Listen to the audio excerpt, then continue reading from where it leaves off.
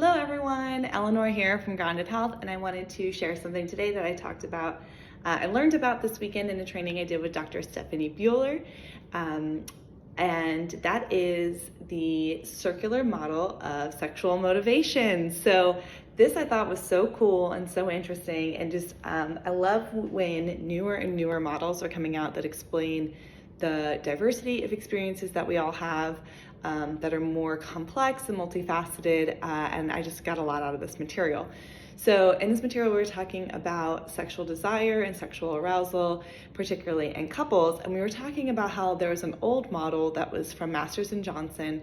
You might be familiar with them. I think there was a recent-ish series that came out about them. They were sexuality researchers back in the mid-1900s. And they basically had said that it was like arousal, action, plateau, rest, right? So very linear model of sexual desire.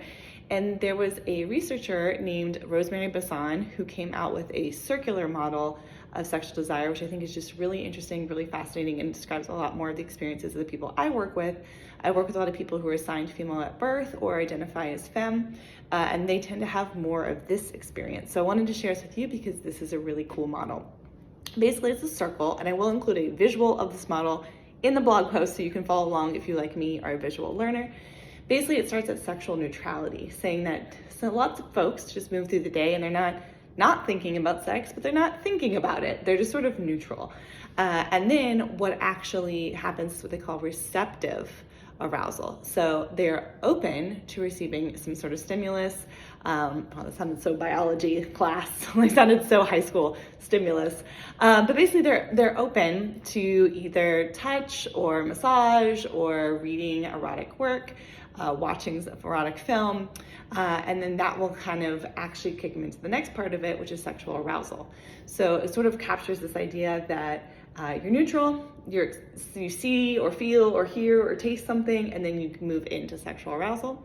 At this point, sexual desire might arise as well. So there's a physiological part, emotional part, a mental part, depending on who you are. Then you might engage in some sort of activity with your partner or partners. And then there will be emotional and physical satisfaction, which will lead to emotional intimacy. And it's sort of a circle because that emotional intimacy loops right back into that sexual neutrality. So I thought that was a really interesting model. And I think a lot of times I talk to couples who are struggling with mismatching desire, where one partner is more ready for sex more frequently than the other partner is, and that's super duper duper common of couples of all kinds, straight, gay, lesbian, where a partner's trans, we're talking couples with multiple partners, poly, open, ethically non-monogamous, and things like that as well. And I thought this model was really helpful because it shows there's something wrong with you if you're not walking around turned on all the time, but maybe you apply more to this circular model of arousal and sexual motivation, where you're actually just kind of neutral, but if it started, you can maybe have a good time, whatever that means to you. So I thought that was an awesome model, and one I think will really help couples understand, like, oh, this is how I work and this is how I work. So how do we need to approach the way we want to handle our physical relationship? So awesome. Loved my training with Dr. Stephanie Bueller. You're going to be hearing so much about this training. You're going to be like, Eleanor, shut up. But if this was helpful to you, and I hope it was, feel free to book a consult with me to discuss any questions or issues or what's arising for you. And keep your eyes and ears out because I am running a wonderful couples group, the Big Easy Relationship, Get Back That First Date Feeling, this July in New Orleans. I'm co-facilitating it with Catherine Weikrant. It's gonna be awesome. There is a page up for it if you want to check it out, and we will be discussing topics like this, as well as how to increase that emotional intimacy and connection with your partner. That's gonna be actually the main focus, but this will be in there as well too. So I hope y'all are having a great day, and I'll talk to you soon. Bye.